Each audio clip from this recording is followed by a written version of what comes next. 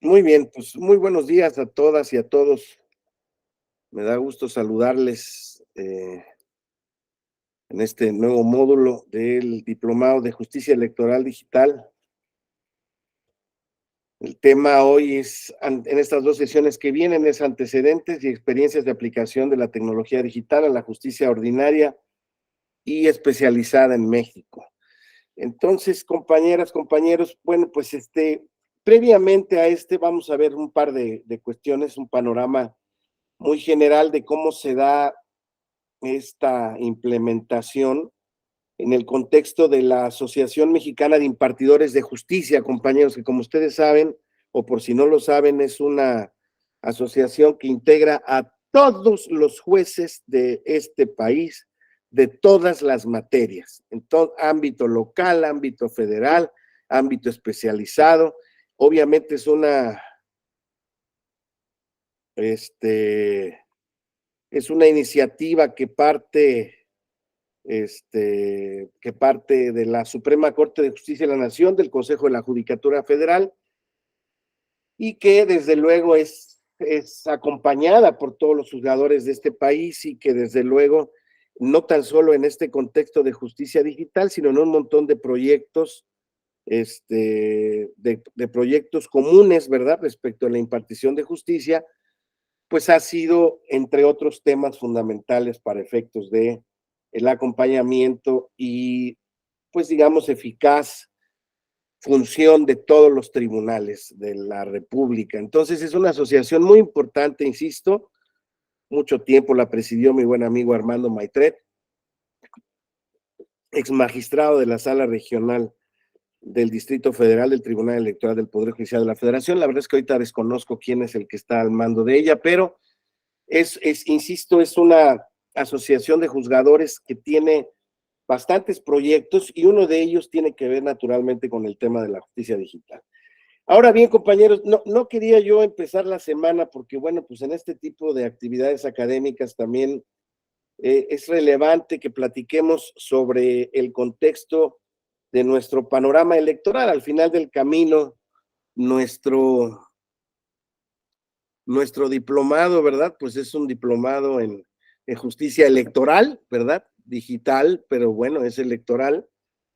Y bueno, no sé si todos ustedes, es el conocimiento más bien de todos ustedes, que el día viernes el ministro Javier Lainez Potisek emitió una suspensión respecto de todo el decreto de reforma del Plan B que tenía, bueno, que ya estaba vigente, digamos, y en vías de implementación en el ámbito en el que fue regulado.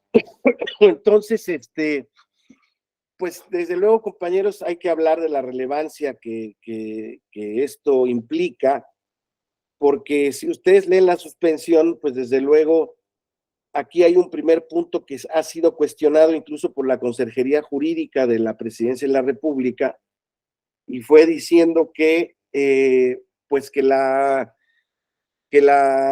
suspensión no aplica en materia de controversia constitucional porque tiene que ver con disposiciones en materia electoral. Sin embargo, el ministro Lainez se apoyó en diversos criterios recientes, una jurisprudencia, bueno, una serie de precedentes recientes de la Suprema Corte de Justicia, en donde se dice que en las controversias constitucionales respecto de materia electoral, si bien es cierto en principio no puede ser concedida una suspensión, sí lo es cuando la misma puede violar por su misma aplicación derechos fundamentales, derechos humanos. Y aquí, pues sin que se pronuncie desde luego sobre el fondo del asunto, establece que hay diversos precedentes, diversas disposiciones en todo el decreto de reformas que permiten advertir que la sola entrada en vigor del decreto de reforma pues pudiera causar daños irreparables si es que la reforma se seguía implementando. Entonces, entre otros muchos, ¿no? Particularmente derechos laborales, la estructura operativa del instituto, donde incluso dice el ministro que de ser aprobada la reforma sin un análisis respecto de las matrices constitucionales de la misma, pues podríamos estar incluso hablando de la violación del derecho fundamental a un sufragio auténtico y efectivo. Entonces, no es menor la disposición, compañeros, porque como ustedes saben, pues este plan B de reforma electoral, pues desde luego ha venido acompañado de una polarización de discursos enfrentados muy importantes y que pues desde luego eso ha crispado y ha puesto en el medio ambiente en el que nos desarrollamos, en el medio ambiente político electoral, pues discusiones sumamente enfrentadas, confrontadas, muchas veces a partir incluso de las pasiones y de las vísceras, ¿verdad? Respecto de si esta es una reforma que trata de cooptar el proceso electoral, las instituciones electorales, o si es auténticamente una reforma benéfica que trata de simplificar, de reducir la estructura operacional del Instituto Federal Electoral, que a juicio del presidente de la República, que es el que presenta la iniciativa, pues es muy cara, es muy costosa y amerita ser reducida. Entonces, yo lo que diría respecto de todo este debate, pues son algunas líneas jurídicas fundamentales que creo que debemos de tener presente todos, ¿no? Este plan B llega después de que el plan A, o sea, es un plan B porque existía un plan A. Y como todos ustedes saben, el plan A lo que tenía previsto era una ambiciosa reforma constitucional que, entre otros aspectos, trataba de sentar las bases de lo que está establecido en el plan B, o sea, una reestructuración de las facultades del Instituto Nacional Electoral, una modificación respecto de la estructura logística de la capacitación y de la organización de las elecciones, una nueva ley del sistema de medios de impugnación más sencilla, más simplificada, ¿verdad? Y desde luego las dos leyes primarias que fueron ya suspendidas por el ministro Pérez Dayán, que tenían que ver con algunos conceptos relacionados con actos anticipados de campaña y con propaganda gubernamental, donde en esencia lo que se busca, compañeros, es eliminar esas restricciones que existen desde el punto de vista constitucional para que los candidatos, aspirantes, suspirantes a un cargo de elección popular no puedan celebrar actos de campaña anticipados o no, los funcionarios públicos no utilicen indebidamente los recursos públicos y no hagan propaganda. Perdónenme, pero tengo un cuadro alérgico, pues en estas épocas donde cambia la primavera, no me daba antes a mí alergia por estas circunstancias, pero ahora me han pegado un par de veces bastante pesados. Así es que les pido una disculpa. No es una gripa como tal, además la ventaja de estar a distancia es que no puedo contaminar a nadie, pero sí, auténticamente es una garraspera que 100% alérgica, entonces les pido una disculpa porque voy a tener que estar tomando constantemente agua para aclararla. Entonces, compañeras, compañeros, el asunto pasa porque pues ahora viene la parte de la decisión de la Suprema Corte, ¿no? Naturalmente, desde el punto de vista del gobierno y sus simpatizantes, pues la reacción ante la suspensión, ante alguna otra sentencia del Tribunal Electoral que ya también confirmó la reinstalación del secretario ejecutivo por una votación de 3-3, es una cosa muy delicada para que vean cómo en la interpretación no es tan sencilla y un poco lo que quiero destacar de este paréntesis que estamos haciendo en el tema específico del diplomado, que ahora retomaremos, es que viene la parte donde la Suprema Corte de Justicia va a analizar en abstracto ya la pertinencia, la constitucionalidad de las disposiciones, y ella será la que determine posteriormente, yo estoy seguro que muy prontamente, no sé exactamente en qué fecha, pero yo creo que no le tomará más de este mes y pasadito, porque hay quien dice que las normas electorales no se pueden modificar sino hasta dentro del plazo de 90 días antes de que inicie el proceso electoral. Entonces, haciendo una interpretación, en un principio todas las personas estaban involucradas, interesadas en este proceso, decían que entonces la Corte tenía hasta mayo para resolver y que esto fuera posible porque así solamente se cumplían los 90. Mi percepción es un poco distinta. Ya la reforma había entrado en vigor, o sea, la reforma se dio antes de los 90 días y ahora quedó suspendida, sin embargo, y el análisis que se dé y una posible decisión que tendrá, desde luego, desde el punto de vista de la pertinencia de la decisión, del tiempo de la decisión, podrá ser después de mayo y en el caso de que decida que algunas partes de la reforma sean constitucionales y otras no, podrán entrar en vigencia, en mi opinión, sin mayor problema.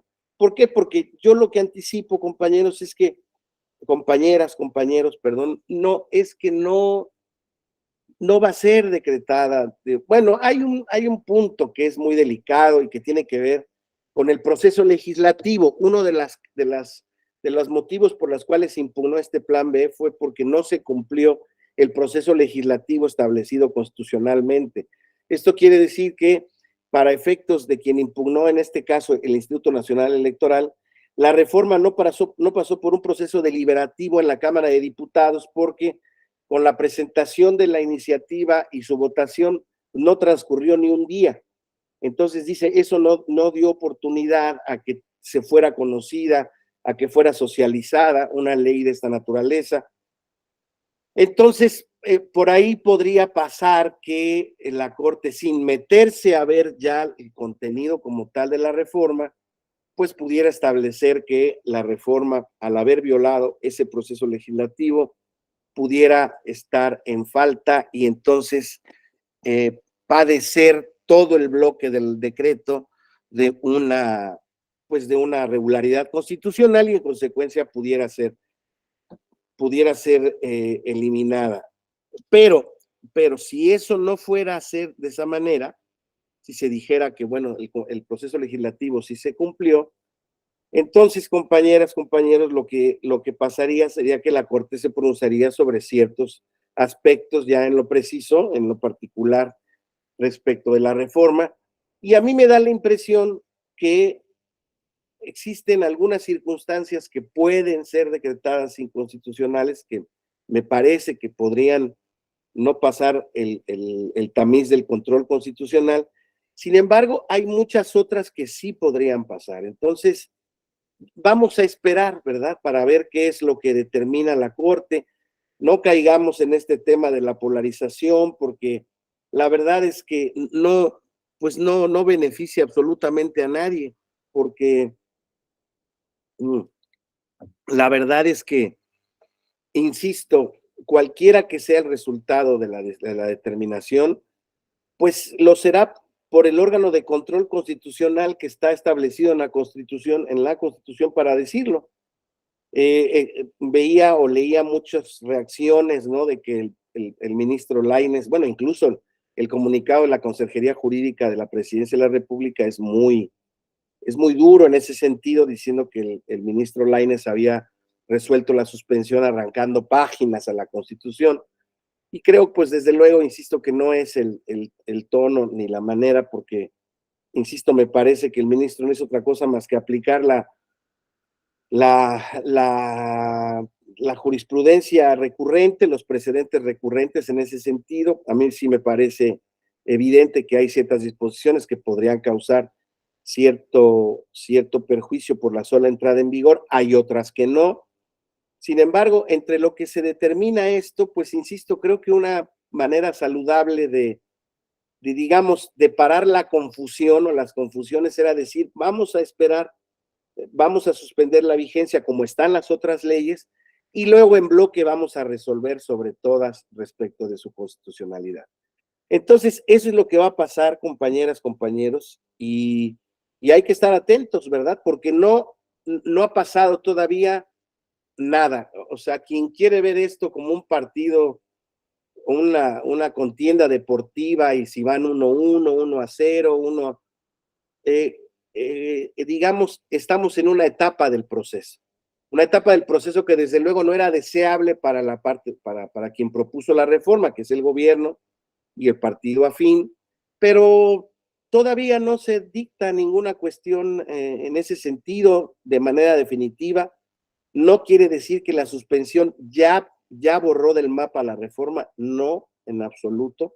Vamos a esperar a que eso determine, insisto, sin polarizar, sin determinar. Cada quien, desde luego, puede tener su punto de vista jurídico muy respetable, absolutamente respetable.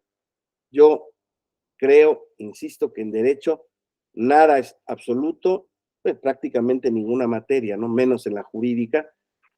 Nada es absoluto, simple y sencillamente lo que creo que sí debiéramos ver en un contexto más imparcial, más académico, es tratar de ver sin apasionamientos, de la manera más objetiva, es qué parte del proceso está ocurriendo ahora, y insisto, es una parte del proceso en ese sentido. Otra parte del proceso está en el tema de que tiene que ver con un tema político, pero que no podemos dejar de obviar tampoco, está en el proceso de selección de candidatos a las consejerías vacantes del Instituto Nacional Electoral, que como ustedes saben, ya en esta ocasión ya están presentadas los nombres de las finalistas y los finalistas para los 4 cargos de consejeros que a partir del 3 de abril que viene tendrán que ser cubiertos por los nuevos consejeros electos por la Cámara de Diputados. Y pues ahí naturalmente también se da otro debate, que si ese es el plan C, que si el plan C es el que va a tener vigencia, que si algunas personas de las que están propuestas tienen cercanía con el gobierno. Yo lo que creo es que aquí tampoco no hay vuelta de hoja, las consejerías se tienen que renovar. Este es el procedimiento que se siguió. Creo que ninguno de los que están ahí tienen impedimentos legales para poder hacerlo. Había alguna interpretación sobre si la experiencia en materia electoral era fundamental o no, pero realmente prácticamente casi todos y todas y todos cumplen con ese requisito. Entonces, vamos, ya las lecturas que se den en ese contexto, es un órgano súper colegiado, compañeros, son 11 integrantes, entonces ya hay 7 que están ahorita en funciones, que han provenido de designaciones anteriores. Entonces, pues yo también soy de los que piensa que veamos cómo concluye el proyecto y veamos que quien se determine que sean los integrantes del consejo inicien sus funciones, inicien sus encargos, y pues ya posteriormente lo importante será ver de qué manera se va a comportar, digámoslo así, la resolución de la Corte en todos los medios impugnativos que están teniendo ahorita conocimiento. Por si no lo saben, compañeros, hay en la justicia ordinaria aproximadamente 2,000 y pico de casos, y en la justicia del Tribunal Electoral por ahí más o menos similares, porque se han determinado seguir las 2 vías. Y bueno, pues si ustedes han observado, las 2 vías están corriendo y han tomado diversas determinaciones. Hoy en día también un tema jurídico interesantísimo es qué va a pasar con el asunto de fondo del juicio del juzgado de distrito que concedió la suspensión definitiva al secretario ejecutivo para reinstalarlo, porque también hay una decisión ya del Tribunal Electoral, como veíamos hace un ratito, si bien es cierto, tomada por una mayoría, pues con voto de calidad, pero es una determinación válida de acuerdo a nuestro sistema constitucional y legal. Y pues existen estas dos determinaciones por cuerda separada. Yo no sé si hoy en día esta resolución del tribunal deje sin materia la materia del juicio de amparo, no tengo las demandas precisamente sobre qué fue lo que se alegó.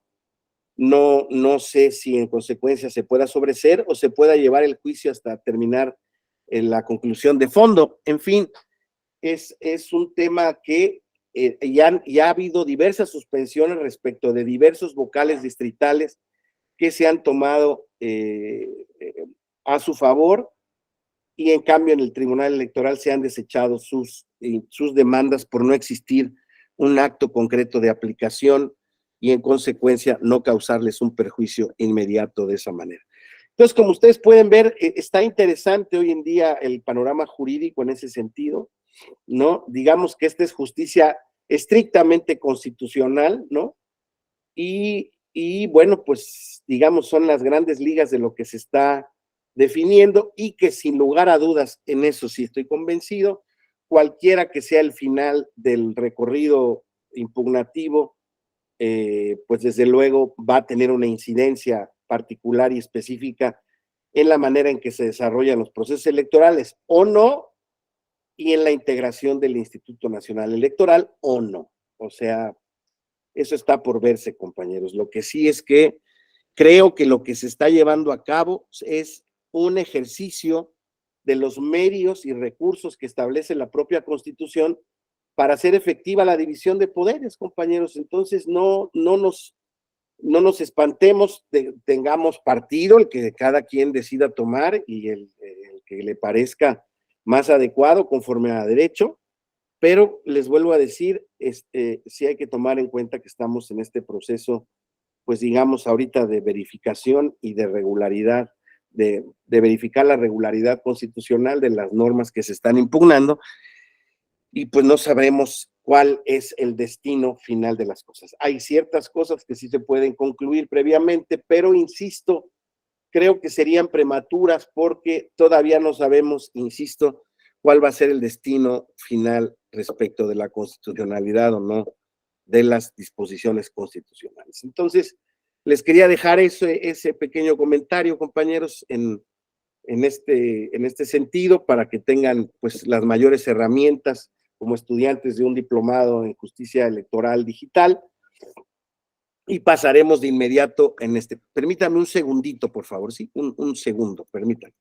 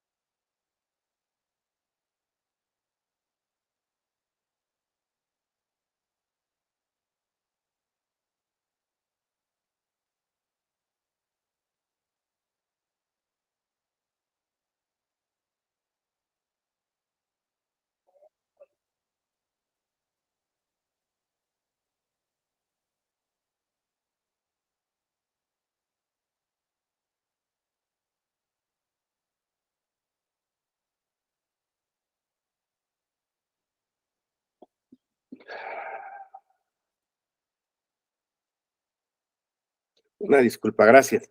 Entonces, compañeros, estábamos hablando de que el día de hoy nos toca hablar de los antecedentes y las experiencias de la aplicación de la tecnología digital a la justicia ordinaria y especializada en México, y entonces les hacía referencia justamente a este documento donde la Asociación Mexicana de Impartidores de Justicia se refiere como un poco una hoja de ruta para que todos los tribunales del país, para que todos los sistemas de administración de justicia del país puedan ser incorporados a este tema de la justicia digital, como ya lo habíamos visto o ya lo han visto en sus clases anteriores, y posteriormente van a reafirmar este tema. Esta iniciativa parte de la Suprema Corte de Justicia de la Nación desde el año de 2015, y como lo hemos platicado, pues desde luego se ha enfrentado a retos muy importantes, como es el reto pues de los recursos, compañeros, ¿no? Los recursos que se requieren para establecer estas tecnologías, estas herramientas, todo esto implica no tan solo un replanteamiento de diversos procedimientos tecnológicos para acercarlos y hacerlos compatibles con lo jurídico, sino además requieren de una implementación presupuestal muy importante que desafortunadamente no existe uniformemente a lo largo del país. Entonces, pero sí importa, insisto, que esto tarde o temprano, compañeros, más pronto que tarde, va a ser una realidad. Entonces, ahora podríamos ver quizá que estamos en una etapa en donde esta implementación se está llevando de manera lenta. Ahora veremos algún documento donde nos establece realmente que existen únicamente 9 poderes judiciales de los estados donde realmente se pueden llevar a cabo todo el trámite de una demanda o de un juicio en línea, únicamente 9 de 32. Algunos otros, aproximadamente 17, sí tienen la posibilidad de desahogar audiencias en línea, de poder presentar demandas en línea, pero ya no se sigue el juicio en línea por la falta, insisto, de estas tecnologías, ¿no? Entonces, ¿qué es lo que dice la MIG, no? Para efectos de la justicia en el siglo XXI, es el documento que les estoy compartiendo, que es un documento de 2018, si mal no recuerdo, y lo importante, compañeras, compañeros, es todo el contexto que se genera y cómo es, digamos, el planteamiento de los representantes o los titulares de los órganos de administración de justicia del país que respecto a la implementación de la justicia electrónica o digital. Primero que nada, pues se hace cargo justamente de que la justicia ya cada vez más debe de ser una justicia digital, ¿no? Ya estas tecnologías de la información y las comunicaciones, como lo hemos visto, forman parte de todos los terrenos de nuestra vida actual y pues desde luego la justicia no puede ser ajena a ello. El contexto de la pandemia nos puso este ejemplo, ¿no? Donde claramente pues la imposibilidad de poder desahogar físicamente las comunicaciones, los escritos, las promociones, pues paralizó la justicia, la verdad, de una manera muy importante. Y en ese contexto, pues se ve una oportunidad, un área de oportunidad para poder establecer permanentemente ya el desahogo de estos trámites y de este procedimiento de justicia, ¿no? Desde luego, esto implica que se socialice este nuevo procedimiento y que haya una decisión ya unánime, consensuada respecto de incorporar estas tecnologías para efectos del desarrollo del juicio en línea, ¿no? ¿Qué es lo que se requiere de acuerdo a la asociación? Pues desde luego, además de incorporar las tecnologías de la información y la comunicación en todos los programas, ya hemos visto, ya sabemos que en todos los ámbitos del gobierno, de la administración pública, de los órganos de justicia, existen en algún apartado, en alguna medida, ya existen incorporaciones de estos TICs famosos para el desahogo, el trámite y la comunicación interna de las propias miembros de los tribunales. Sin embargo, claro, aquí esto implica de un ejercicio de adentro hacia afuera, ¿no? La construcción de todo un sistema de comunicación a través del cual pues ya exista una comunicación electrónica para todos los procedimientos, la implantación de un expediente electrónico, judicial electrónico, lo cual debe ser un esfuerzo sostenido y paulatino, ¿no? Que a la larga nos traiga el uso cero de papel. También, desde luego, en este contexto se ven este tipo de cuestiones de sustentabilidad en donde se desarrolle la aplicación o la impartición de justicia en ese sentido. Algo fundamental que se establece en este documento de la MIG es la interconexión, interoperabilidad entre los diversos sistemas de gestión de los órganos impartidores de justicia, así como los de las autoridades tanto federales, estatales y municipales.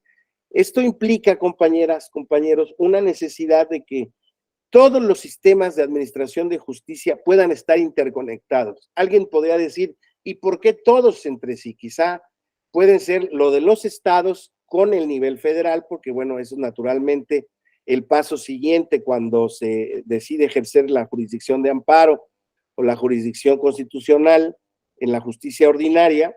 Sin embargo, existen, como ustedes saben, la posibilidad de establecer notificaciones por exhorto, rogatorias, de comunicación entre todos los órganos de administración de justicia del país, y en la medida en que esta interconexión, digamos, sea un medio ambiente único, esa posibilidad también va a poder ser en un término futuro, más bien en un escenario futuro, posible, y eso pues desde luego facilitaría todavía más la posibilidad. ¿Por qué? Porque es muy común, compañeras, como ustedes saben, en la justicia ordinaria que pues las notificaciones, los emplazamientos se den a sujetos que no tenemos domicilio conocido. La parte más importante es conocer en dónde están para poder ser emplazados. Ahora justamente el fin de semana platicaba yo con un compañero mío que tiene en proceso una demanda personal, él es un abogado, y lleva 4 años y medio y no puede terminar de emplazar a los sucesores, a los herederos de una sucesión. 4 años y medio. Y como ustedes saben, naturalmente, pues no se puede llevar a cabo el juicio sucesorio, pues si no están emplazados los herederos. Entonces, este tipo de cuestiones, ¿no?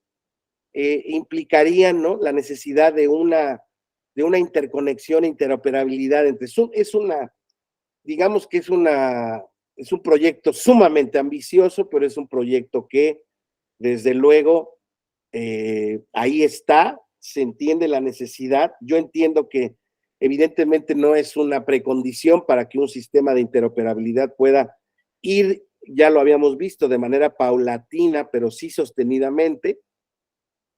Pero al final del camino, insisto, creo que la necesidad de implementarlo es fundamental. Entonces, decía, el diseño también hace el papel, ya el diseño y utilización de auténticos juicios en línea. Esto ya lo veíamos, es una de las partes que en materia electoral ya estaba reconocido por este plan B suspendido, aunque, como ya lo sabemos, ese es otro paréntesis que quiero hacer, compañeros. También hay una iniciativa ahora en donde este fin de semana se dio a conocer, donde se establece de alguna manera delimitar algunas facultades del Tribunal Electoral respecto de acciones afirmativas, respecto de decisiones internas de los partidos políticos y respecto de decisiones que toman las autoridades parlamentarias, tanto de la Cámara de Diputados como de la Cámara de Senadores, como de los órganos legislativos locales,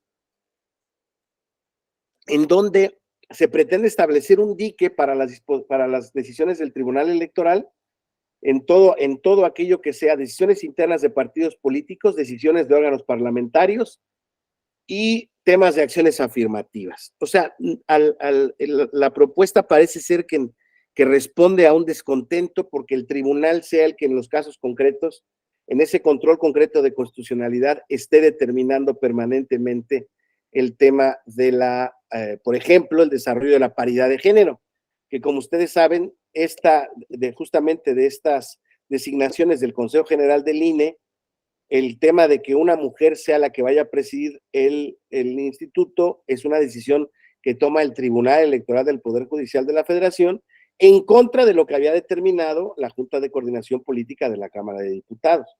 Entonces, incluso recientemente hubo una reunión entre magistrados y diputados en donde pues parece ser que lo que se planteaba era la inconformidad por parte de los legisladores de que el tribunal, según la visión de los legisladores, invada facultades, invada competencias, determine cuestiones que son propias y exclusivas del órgano parlamentario, de los órganos parlamentarios que, como ustedes saben, se estiman soberanos. Entonces, ese también es un tema interesante, compañeros, donde Y todo eso se lo dejan ahora a la Suprema Corte de Justicia de la Nación. Es una iniciativa que apenas está caminando, es una iniciativa de reforma constitucional, compañeros, aunque entiendo que se está llevando a cabo por parte de un grupo plural de la Cámara de Diputados, que entonces incluiría a diputados de no tan solo de la bancada del partido en el gobierno, sino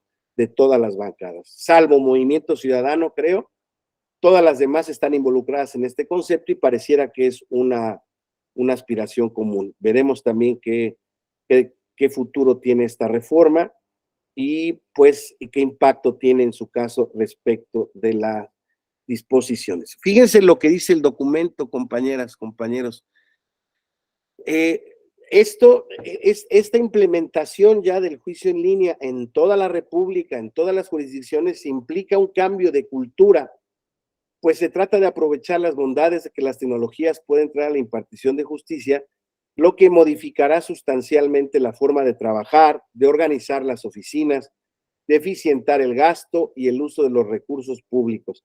Dice este papel, este diagnóstico de los jueces, compañeros, no de los diputados, no del Ejecutivo.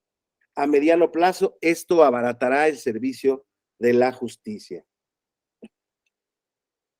Paréntesis pequeño, de la misma manera que se estima en la reforma del Plan B, que está suspendido, que la implementación del voto electrónico, compañeros, es una de las medidas adicionales que se tienen que implementar para efectos de que los gastos presupuestales de la logística electoral puedan ser cada vez menores. Entonces, compañeros, pues, ¿qué dice el papelito? Lo que ya sabemos nosotros, para lo anterior es necesario que el desarrollo del software se haga desde el interior de las propias instituciones, porque con ello se garantiza el liderazgo del proyecto, con los profesionales de los órganos impartidores de justicia, ya que conocen los procesos y las necesidades. A la vez incentiva la profesionalización y pertenencia a la institución. Dice el documento, hay que perderle el miedo y generar una revolución cultural en el pedimento de justicia y en su impartición, porque hay que convencernos de las ventajas que representa un modelo electrónico de gestión judicial y los juicios en línea, toda vez que dota de seguridad procesal con la firma digital y una gestión eficaz del archivo con los documentos físicos. Y sí, compañeros, esto se hace cargo también en estas reuniones de las que emergió este documento, en donde, pues como les digo, forman parte un montón de asociaciones de impartidores de justicia, la MIJ es así como el órgano cúpula, y sí es cierto que existen, desde luego, en el ámbito de todo el país, pues gente que es renuente a establecer este sistema, pues porque es desconocido, compañeros, ¿no?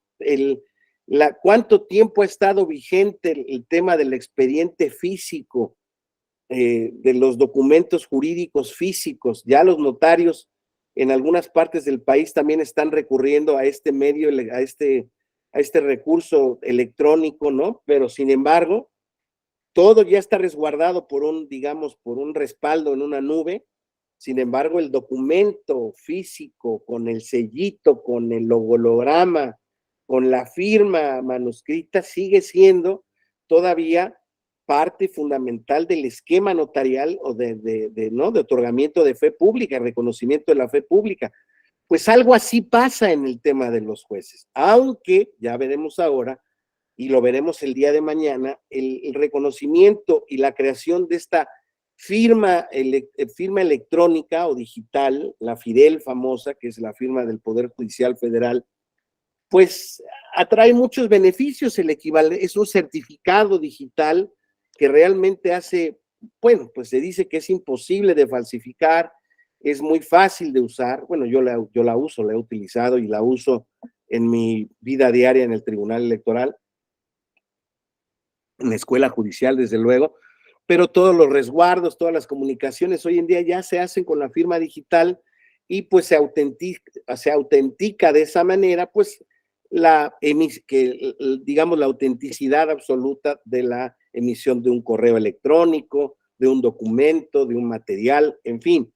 Entonces, compañeras, compañeros, entonces, fíjense cómo este tema de hay que perderle el miedo.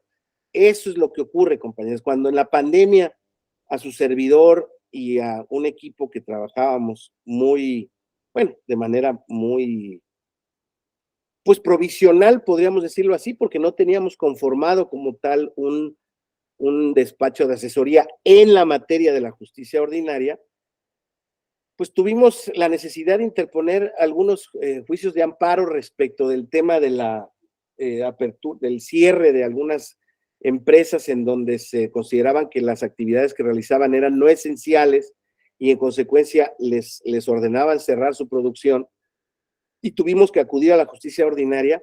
Nosotros cuando dijimos, híjoles, hay que promover juicios digitales porque no están recibiendo juicios de amparo físicamente, bueno, sí recibían, pues, pero había un montón de requisitos para poderlo hacer, entre otros unas filas terribles, que era lo que se buscaba eliminar, en fin, pues nos metimos al portal del Poder Judicial de la Federación, obtuvimos nuestra firma a distancia y les quiero decir que la facilidad de la implementación del juicio en línea en el Poder Judicial Federal, por lo que hace al juicio de amparo, es verdaderamente sorprendente.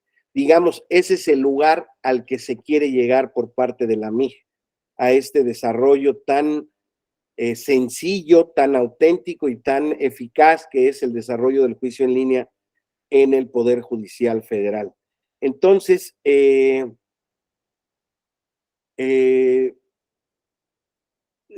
dice en el documento, en tal sentido, tratándose de la implementación. Tema importante, compañeros, es el tema de la naturaleza, los asuntos penales. Digamos, es un tema que corre por cuerda separada, ¿no? Porque dice es necesario que establezca una fecha precisa para la entrada en vigor del sistema de gestión electrónica de los procesos entre todos los tribunales. Recuerden ustedes que el nuevo sistema penal acusatorio, que ya tiene fecha de caducidad, tenía fecha de caducidad prevista en la Constitución, no ha podido ser implementado con eficacia en toda la República Mexicana, justamente por la falta de recursos, incluso ahí estrictamente materiales, y también de capacitación y de implementación de las nuevas normas en ese sistema. Entonces, digámoslo así, en materia penal, esto quizá lleva a una complejidad adicional porque el propio sistema como tal, pues no ha podido ser incorporado plenamente, ¿no? Entonces, sin embargo, dice el documento, hay ya un avance importante hacia ese objetivo que viene empujando la Suprema Corte de Justicia de la Nación y el Consejo de la Judicatura Federal. Los órganos impartidores de justicia del país, sin importar su materia o jurisdicción, comparten muchos retos para hacer realidad el acceso a una justicia de calidad, pronta y expedita que merece el justiciable y que forma parte de su derecho. La Corte y el Consejo han encabezado ya por algunos años la innovación y el desarrollo de múltiples herramientas informáticas que coadyuven en ciertos retos. El 9 de diciembre de 2015 se publicó en el Diario Oficial de la Federación el Acuerdo General Conjunto de la Corte y el Consejo de la Judicatura, por el que se regulan los servicios tecnológicos relativos a la tramitación electrónica del juicio de amparo, comunicaciones oficiales y los procesos de oralidad penal en los centros de justicia penal federal, que se puso en operación a partir del 4 de enero de 2016, de acuerdo al artículo 3 de la nueva ley de amparo, compañeros. Entonces, actualmente, dice el documento, el portal de servicios en línea del Poder Judicial de la Federación pone a disposición trabajar en un entorno de uso de tecnologías de la información y de las comunicaciones, TICs, de las redes de telecomunicaciones y sistemas de consulta en línea de la gestión de los procesos judiciales. Todo esto es a través de las herramientas integradas al Sistema Integral de Seguimiento de Expedientes, entre paréntesis, CISE. Fíjense cómo el modelo es el Poder Judicial. Dice, el diseño jurídico y tecnológico que el Poder Judicial de la Federación emplea en los sistemas tecnológicos que operan la tramitación del juicio de amparo permite conectar a los sistemas de gestión administrativa o jurisdiccional de los órganos jurisdiccionales administrativos, judiciales y de trabajo de todo el país. Esto es, está diseñado para integrar, para tener una integralidad respecto de todos los órganos jurisdiccionales. Sin embargo, el problema es establecer un modelo de infraestructura básica en comunicaciones entre órganos jurisdiccionales administrativos, judiciales y del trabajo, Entonces, como ven, son diversas materias que corren por diversas vías, que tienen sus propias estructuras, sus propios diseños legales, locales, constitucionales, legales, locales, sus propias limitantes de recursos, compañeras, compañeros. Entonces, en ese sentido, pues se dice en el papel, debe conseguirse una estrategia de integración a fin de poder ejecutar los procesos de interconexión que empleen códigos de identificación únicos y persista uniformidad de datos para el envío y recepción de información y documentos. Dice, por otra parte, lo decíamos hace un momento, existen muchos órganos jurisdiccionales que no han desarrollado herramientas informáticas que les permitan contar con un sistema de gestión administrativa o jurisdiccional, muchos debido a la falta de infraestructura informática y de telecomunicaciones. Sin embargo, el diseño del Poder Judicial es el que nos debe de servir como base. Entonces, la descripción del proyecto. Esto forma parte, el diseño es la determinación del proyecto de Administración de Justicia Digital. El acuerdo de la MIG, falta de presupuesto, profesor, claro, es lo que les digo, ese es el problema que tenemos. De hecho, si lo tenemos, fíjense, a nivel electoral, compañeros, vamos a hacer un pequeño paréntesis, pero vamos a poner el ejemplo de lo electoral, existe una brutal realidad dispar en el desarrollo y en la instauración de los OPLES locales, ¿no? Está el INE federal, como todos saben, y está los OPLES locales. La disparidad de recursos materiales que tienen los diversos OPLES locales es verdad, los tribunales electorales locales, es verdaderamente alarmante. La realidad es que es así, y no voy a hablar de estados en específico, porque no es mi intención, porque además no es responsabilidad de los estados en sí mismos, sino que la realidad es que hay estados que tienen un presupuesto de este tamaño y hay otros estados que tienen un presupuesto de este tamaño. Por las condiciones en que se dé las asignaciones presupuestales de este país, ese no es el punto a discutir. La realidad es que existen muchas diferencias, pues prácticamente como niveles sociales hay en el país o como diferencias sociales hay en el país en el ámbito económico, de la misma manera se da en el ámbito de los órganos electorales y en consecuencia, compañeros, de los poderes judiciales locales. No es lo mismo las juntas locales de conciliación y arbitraje en materia laboral en un estado que en otro. No voy a decir cuáles están mejor, cuáles no, pero naturalmente aquellos estados que tengan menos recursos para su desarrollo, para su implementación de estas herramientas, pues naturalmente estarán rezagados, y este sistema integral nacional intercomunicado que ambiciosamente busca la MIG, pues desde luego se va anquilosando, se va haciendo cada vez más lento, o sea, más lento respecto de su implementación, ¿verdad? Porque ahora, este convenio de colaboración, compañeros, aquí hay una parte muy importante que tiene el documento. Para paliar estas cuestiones está este tema de la firma de convenios, en donde el Poder Judicial Federal puede apoyar a la implementación, por lo menos, del tema del software para estos institutos, para estos poderes judiciales, para estos órganos jurisdiccionales locales que tengan pocos recursos. Y entonces, en la firma de convenios se establece, ¿no? Tienen que haber ámbitos de colaboración específicos, ¿no? O sea, debe de haber la aceptación de interconectarse a los sistemas tecnológicos de función jurisdiccional. O sea, ahí también hay un tema importante de protección de datos, pero que es nacional, ¿eh? O sea, esto es nacional, no es un tema exclusivo de los estados. El reconocimiento de la firma electrónica certificada del Poder Judicial de la Federación. Si existe una base de datos o un software que permite, digámoslo así, el tener esta firma, es el que ya tiene el Poder Judicial de la Federación. Entonces, el Poder Judicial de la Federación puede otorgar estas firmas y el software correspondiente a los estados para que, con base en una firma única, fíjense, ¿no? Pueda accederse a los diversos sistemas de impartición de justicia del Estado. Fíjense, donación de software y al sistema integral de seguimiento del CISE. Es una donación que partiría por parte, que formaría parte del acervo del Poder Judicial Federal hacia los poderes judiciales de los estados. En una fase 2, compañeros, en el fortalecimiento de esta infraestructura tecnológica, ya cuando establecida esta primera fase, que son estos 3 primeros datos, ¿no? La aceptación de la interconexión, la utilización de la FIDEL como el medio de acceso a todos los portales, digámoslo así, o softwares de los tribunales locales, hay un fideicomiso formado que se llama el Fideicomiso 2125 del Fondo Nacional para la Modernización y Fortalecimiento de la Impartición de la Justicia en México, se llama Fondo Juríca, del que la mayor parte de los recursos la ha aportado el Poder Judicial de la Federación. Aquí es donde se busca establecer y diseñar un poco más la igualdad, compañeros. Claro, esto está en etapa también suspendida en este momento porque existía este fideicomiso, es de los que la nueva ley esta que establecía la extinción de todos los fideicomisos y la devolución de sus recursos a la tesorería de la Federación, esto está en vías de estar, de ser definido en términos generales. Pero yo creo que positivamente este fideicomiso va de los que va a permanecer.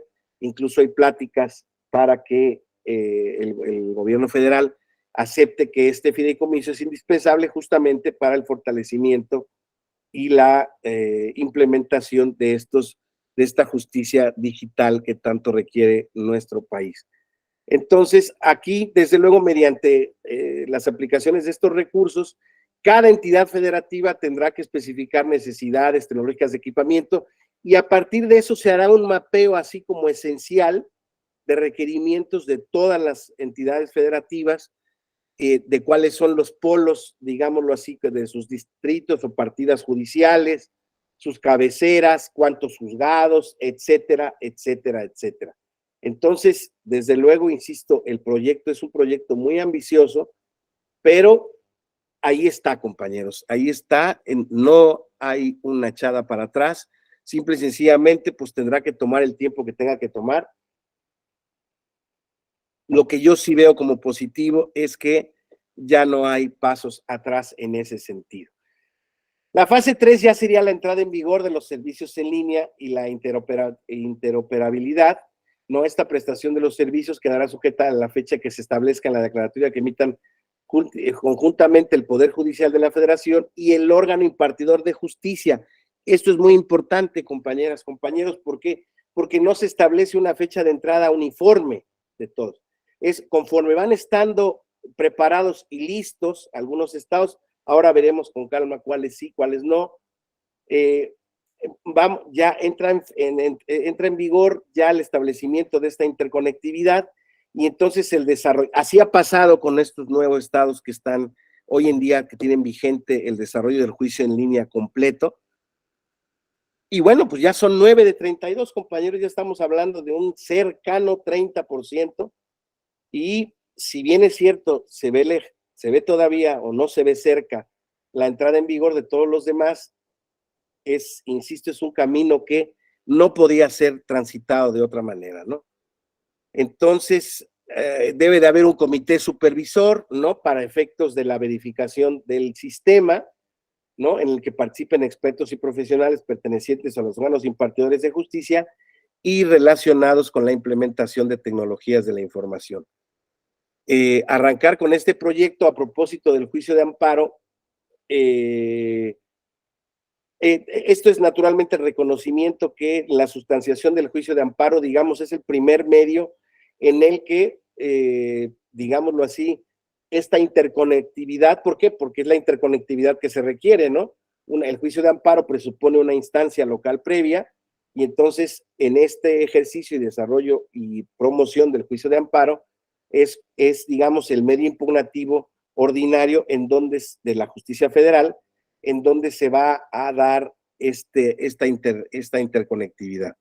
Entonces, compañeros, Desde luego, todo esto toma como base el artículo 17 de la Constitución, como base todos los derechos humanos reconocidos en el artículo primero y en la Constitución y en los tratados internacionales, ¿no? Se reconoce el ejercicio importante del Poder Judicial de la Federación y vamos a pasar aquí, entonces, los beneficios esperados, desde luego, pues contribuir a la construcción del sistema de información, transmisión, intercambio y facilitación de procedimientos con todos los órganos jurisdiccionales a nivel nacional, ya lo habíamos platicado, con base en ese modelo de infraestructura básica que requieren los órganos impartidores de justicia, fortalecer la infraestructura del órgano local que lo requiere, ya el federal quedamos que ya está muy embalado en ese sentido, la compatibilización de los sistemas informáticos, bases de datos, licencias, etcétera. Impulsar el uso de la firma electrónica certificada. Ese prácticamente es un requisito del sistema, compañeros, pero hay algunos estados en donde dijeron que, bueno, pues no estaban tan convencidos de que esa firma única fuera la única vía para poder acceder al sistema, y entonces estaban previendo la posibilidad de establecer su sistema de firma individualizado, como es el caso del Estado de México, y lo veremos el día de mañana, compañeros, lo cual en realidad no hay ningún problema. El tema es que, pues, duplica los trámites. El tema que estamos platicando respecto al seno de la MIG, pues tiene que ver un poco pensando en la uniformidad, en la simplicidad del procedimiento de estandarización de estos temas, y bueno, pues desde luego que queda a la decisión de los tribunales locales el establecer un poco sus propios sistemas, pero pues eso desde luego pues implica un camino un poco más largo, porque al final del camino lo que se busca en la interconectividad es más fácil la interconectividad si se parten de diseños únicos a partir del Poder Judicial de la Federación, que si cada tribunal quiere desarrollar el suyo propio, lo cual, insisto, esto no impide que así sea. Ya veremos, insisto, el día de mañana el caso del Estado de México, que es un caso paralelo y operativo que se da en este ámbito de la justicia ordinaria local. Entonces, las áreas que resultarían beneficiadas, pues desde luego todos los tribunales del Poder Judicial de la Federación, las instituciones del sistema de justicia de todas las materias y jurisdiccionales, y el tema muy importante, ¿no? En estos grupos de atención prioritaria, esto sería como, digamos, una manera de potenciar esta justicia para personas con algún tipo de discapacidad, ¿no? Entonces, este juicio en línea, ¿no? Que establece, bueno, también, más bien en este proyecto se establece que el juicio en línea tenga que ver por este grupo de atención vulnerable, ¿no? Respecto de la accesibilidad no solo física a procesos de aprendizaje, sino a cambios también en ciertas concepciones jurídicas. Dice el documento que el acceso a la justicia de las personas con discapacidad implica el reconocimiento de su personalidad y capacidad jurídica, de suerte tal que ésta solo se limite cuando existen elementos jurídicos suficientes para determinar que la persona no es capaz de decidir o comunicar sus decisiones, ¿no? El tema de la inimputabilidad en el ámbito penal se trata en este tema, pero aquí lo importante es ver las líneas de acción que se establecen en el documento para este sistema que también se haría cargo de esta, pues digamos, de esta exigencia social que se da por parte de estos grupos de atención prioritaria. Se dice en este rubro de la accesibilidad, el objetivo es diseñar e implementar medidas de accesibilidad física en las instituciones que albergan órganos jurisdiccionales, acceso a la información mediante el diseño universal a través de campañas de información. Hay que verificar cuáles son las barreras de las personas con discapacidad, espacios físicos y acceso a la información. Una vez desarrollado el diagnóstico, es necesaria la modificación de instalaciones y diseño de la información en formatos universales. Entonces, fíjense cómo esta iniciativa también tiene que ver, o sea, hace cargo de las personas con discapacidad, incluso en el sistema tradicional de promoción de medios de impugnación, ¿no? Que parece increíble, pero en efecto, también en eso hay que pensar porque no existen las capacidades hoy en día, las posibilidades para que incluso asistiendo a tribunales las personas con discapacidad puedan acceder fácilmente a los mismos, ¿no? Y ya posteriormente, la esquematización e implementación de programas, lineamientos judiciales en materia de accesibilidad a la información y ajustes razonables. Ya veremos ahora en el caso del Estado de México cómo se han tomado en cuenta estos datos. Toma de conciencia, eso es otro aspecto relevante. Pues desde luego sensibilizar y capacitar a las instituciones responsables la perspectiva social de la discapacidad mediante implementación de talleres, campañas de sensibilización, trato adecuado, lenguaje incluyente y el ejercicio de los derechos, difusión y promoción de estos derechos para facilitar el acceso a la justicia a través de piezas de comunicación social en formatos universales, y la parte más importante, que es las herramientas jurisdiccionales, ¿no? Que tienen que ver con dos tipos de acción, que son herramientas jurídicas para personas con discapacidad, que es el desarrollo de instrumentos prácticos para disminuir o eliminar la barrera en los derechos de los ejercicios fundamentales y procesales, tales como el diagnóstico interno respecto a las barreras jurisdiccionales que limitan el acceso a la justicia a las personas con discapacidad, una defensoría especializada en esta materia, peritos e intérpretes certificados judicialmente, difusión de buenas prácticas, sentencias emitidas con perspectiva social de la discapacidad, personal jurisdiccional especializado en la Convención sobre los Derechos de las Personas con Discapacidad y su protocolo facultativa, sistema judicial de apoyo para la toma de decisiones procesales de las personas con discapacidad y la creación de un sistema estadística de información jurisdiccional. Entonces, también existe la formación y profesionalización continua de intérpretes y un programa editorial de textos jurídicos en materia de apoyo al mismo. Esto es básicamente, compañeros, por lo que hace al tema de la justicia digital. Ahí hay un tema también con el tema de género y discapacidad y la armonización legislativa que se tiene que dar en ese ámbito. Con base en este apartado, compañeros, es que tenemos hoy en día entonces la posibilidad de identificar, de hecho se ha hecho dejen, aquí está esta parte en el Senado, permítame un momento, compañeros, perdón, un segundito, por favor.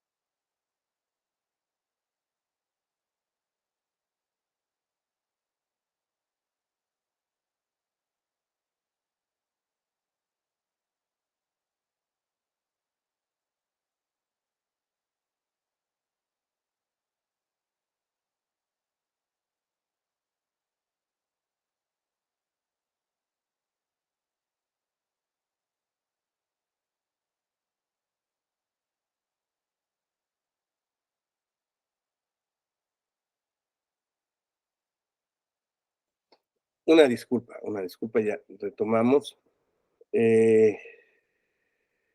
Aquí está en una situación de justicia digital en las leyes mexicanas, es un diagnóstico que se hace desde la perspectiva del Senado.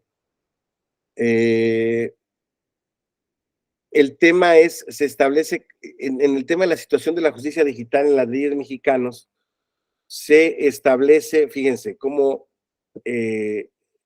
la firma electrónica certificada del Poder Judicial de la Federación, la FIDEL, que es el instrumento a través del cual se ingresa al sistema electrónico para presentar medios de impugnación, enviar promociones y documentos, recibir notificaciones, documentos oficiales, consultar acuerdos, resoluciones y sentencias relacionados con asuntos de competencia de la Suprema Corte, del Tribunal Electoral, de los tribunales de circuito y de los juzgados, la cual producirá los mismos efectos que la firma autógrafa. ¿Sí? Esta experiencia de la Fidel ha permitido la digitalización de diferentes acciones para la impartición de la justicia vía digital con ventajas tales como la agilización de trámites las 24 horas de los 365 días del año, consulta de expedientes, promoción de amparo, recepción de notificaciones, entre otros servicios que facilitan la litigación y la administración jurídica, ¿no? Ahora, aunado a la legislación señalada, diferentes avances en la justicia es tangible en otros tribunales, dice, fíjense. Tribunales en justicia administrativa en línea. El Tribunal Federal de Justicia Administrativa, mañana lo vamos a ver. Vamos a ver mañana el Tribunal Electoral del Estado, perdónenme, el Poder Judicial del Estado de México y el Tribunal Federal de Justicia Administrativa, que permite ya un juicio completamente en línea desde 2013, compañeros. O sea, antes incluso que el Poder Judicial estableciera su sistema. Como ustedes saben, realmente este tribunal también es de una importancia vital en nuestro país, tiene que ver fundamentalmente con toda la justicia administrativa, pero como ustedes saben, en el ámbito fiscal, pues es el que determina en primera instancia todas las determinaciones en ese sentido. Algunos de los tribunales con mayores avances son, por ejemplo, el Tribunal del Estado de México, que en 2018 hizo ya su propia plataforma electrónica de recepción, tramitación, desahogo de audiencias y emisión de sentencia, mañana lo veremos, así como de mediación en línea. El Tribunal Electoral de Chihuahua con su expediente virtual y el Tribunal Electoral de Nuevo León con un sistema cerrado de tramitación en línea. Entonces, este es muy importante. Mire, el juicio en línea, aquí compañeros, como tales, aquí dice en este nota al pie de página, solamente es llevado por los poderes judiciales en su totalidad de Baja California Sur, Coahuila, Estado de México, Guerrero,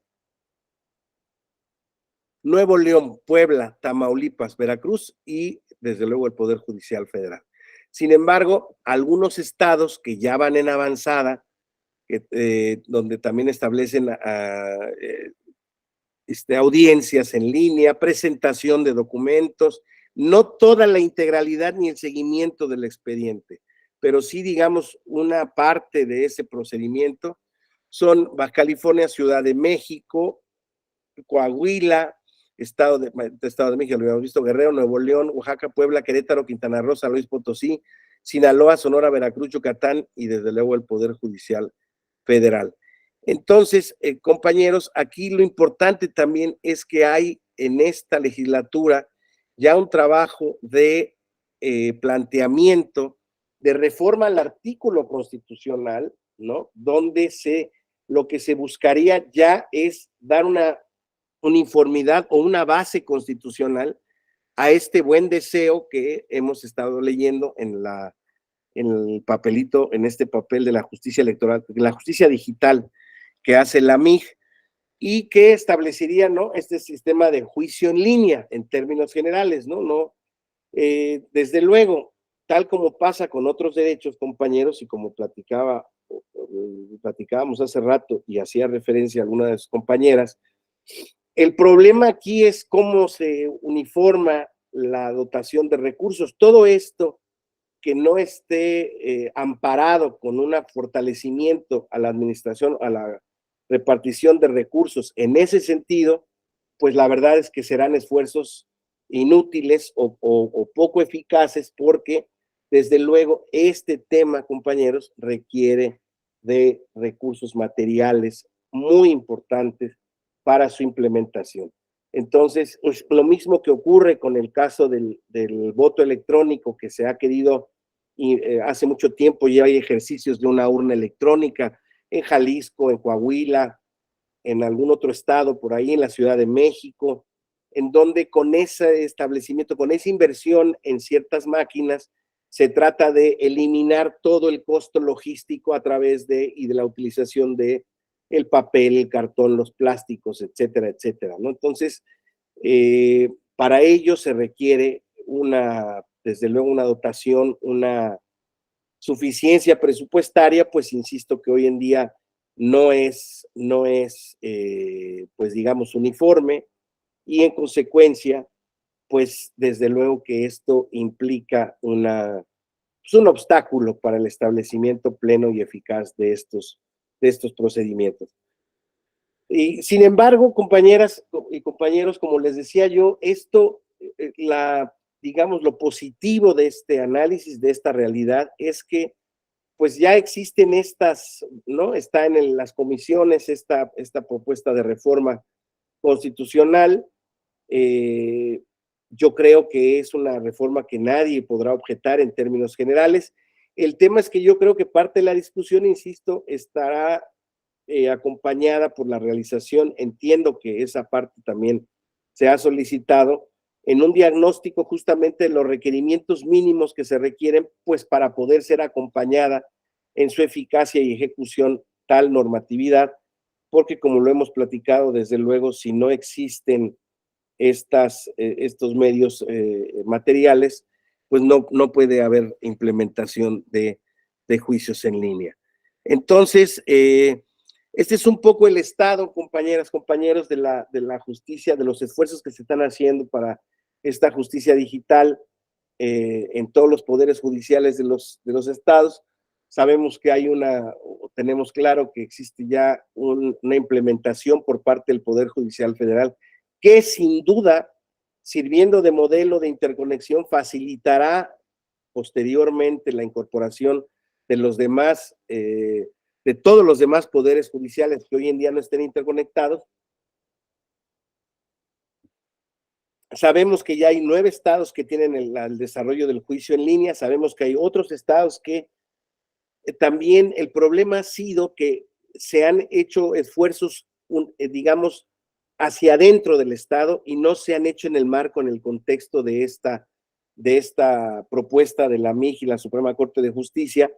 Y creo, insisto, que eso también retrasa y pone obstáculos a la implementación de estos juicios en línea, porque pues se dejan de aprovechar recursos tecnológicos que ya han probado su eficacia, que ya están desarrollados y que únicamente requieren un poco de un brazo conector, si se puede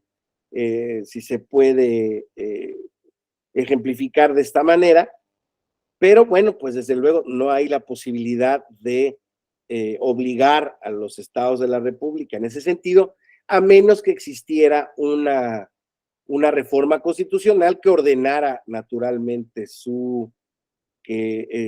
ordenara su uniformidad y su incorporación, tal como lo habíamos visto, lo está planteando la MIJ. Entonces, pues esto, insisto, está en estas condiciones. Les decía yo que mañana estaríamos en posibilidad de analizar estos 2 casos particulares, la experiencia del Estado de México como un procedimiento que ha sido implementado ya desde hace casi 10 años, y el del Tribunal Federal de Justicia Administrativa, que desde luego que también implica una importante aportación a este tema de la justicia federal y que nos dan datos positivos respecto de que, además de que el Poder Judicial Federal, a través del Poder Judicial Ordinario, la Suprema Corte, los tribunales colegiados y juzgados de circuito, así como el Tribunal Electoral, ya tienen establecido su juicio en línea de principio a fin, y en consecuencia, bueno, pues digamos, si vemos el vaso medio lleno, quiere decir que, o lo podemos ver, o podemos ser optimistas en el sentido de que pues ya falta cada vez menos, ¿no? O sea, esto, insisto,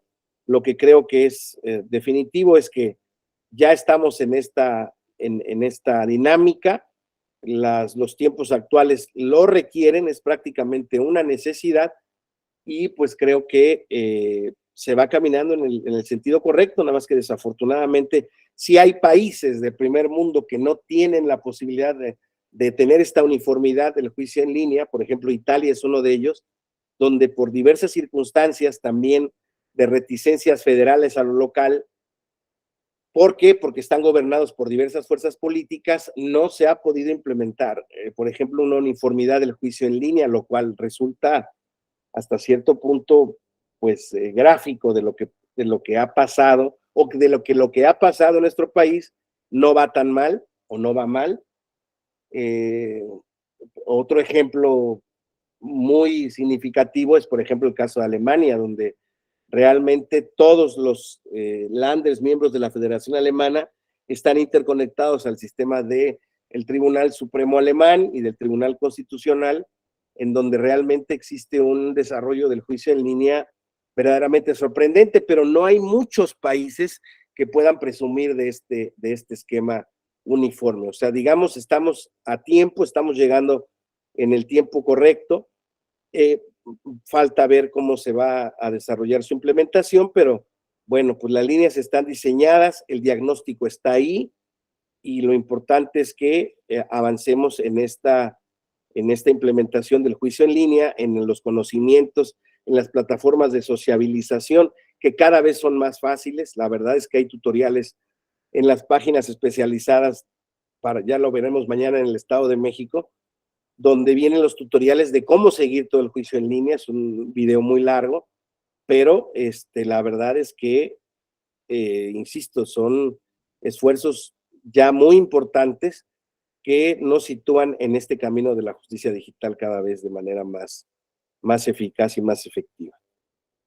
Por mí sería lo que tendría que platicarles en este primer módulo, compañeros, en esta primera sesión del módulo. Como les dije, es un poco antes, pero pues podemos, desde luego, como siempre, estar atentos a alguna pregunta, alguna preocupación, alguna participación de alguno de los compañeros que están en el curso. Estoy abierto a sus opiniones, sus comentarios. Un poco más un tema de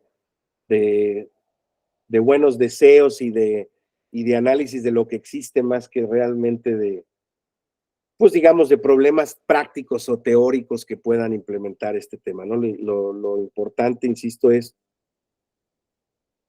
que estas herramientas, una vez establecidas, pues sean de fácil acceso y pues del conocimiento de toda la población, ¿no? Para poderlas llevar a cabo y ejecutarlas, y que el juicio en línea sea más. También mañana vamos a ver la estadística del Poder Judicial Federal respecto de juicio en línea y del Tribunal Electoral, y vamos a ir viendo cómo existe cada vez más un avance, quizá más lento de lo esperado, pero insisto, porque creo que en algunas medidas han fallado algunos sistemas de comunicación y de sociabilización del sistema en línea, y porque no se ha generado esa cultura que hablábamos hace rato en el documento. Hoy en día esa cultura, incluso a mí me pasa, no sé si a muchos de ustedes les pasa, ¿no? Por ejemplo, cuando tengo la banca electrónica en mi teléfono, etcétera, etcétera, y voy a hacer pues alguna disposición, algún traspaso por alguna cantidad, casi prefiero ir al banco para tener certeza de que el proceso va a ser eficaz y que en la aplicación no va a pasar nada, ¿no? Entonces, es un poco la transición plena hacia las TICs famosas, las herramientas de intercomunicación y comunicación y de información, pues no están estandarizadas a pesar del gran uso hoy en día que se tiene de ellas. Y justamente el objetivo es que esto dé ese paso en ese sentido, ¿no? Insisto, yo lo veo como un camino inexorable que se va a seguir trazando hasta que sea una efectividad. Espero poderlo ver implementado antes de que me vaya yo de este mundo. Quedan algunos años todavía, espero. Y bueno, insisto, yo sí soy optimista en ese sentido. Entonces, alguien, compañeras, compañeros, que quiera participar, platicar algo de su experiencia, si ya lo hicieron en línea, si les fue bien, si les fue mal, porque bueno, puede haber buenas experiencias, puede haber malas experiencias también. Eso también es cierto, ¿no?